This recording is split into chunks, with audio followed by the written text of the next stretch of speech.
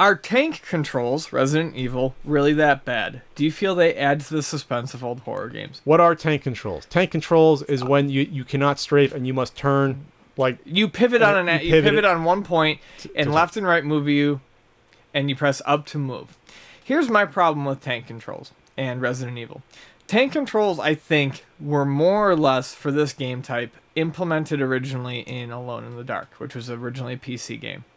Now, if you put your fingers on your arrow keys, and you have normal arrow keys, forward, left, right, back, it works just fine. It was the best control scheme for that game on the PC.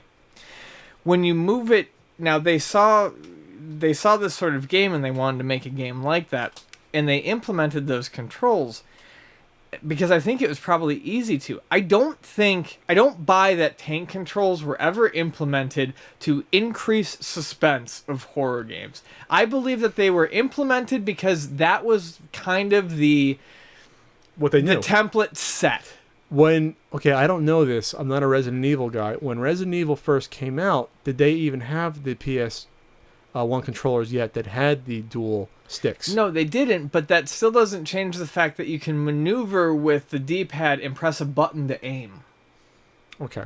You can still sight with an R button. You see what I'm saying, though? Is that they couldn't even think about having one stick walk forward and backwards and to strafe and the other one turn. They couldn't even do that. But when they did the Dual Shock versions, it's still the same control. They never changed it. They were lazy. So I think it was simply... They were lazy. Yeah. I think it's just laziness, and I think this is an excuse that people have been talking about for years and years. Oh, they did it because it increases the suspense. No, they did it because they saw one game do it, and they were like, fine, good enough for this game. It's not good game design if I'm going to die because my guy's turning real slow and I can't dodge him artfully, or what I mean?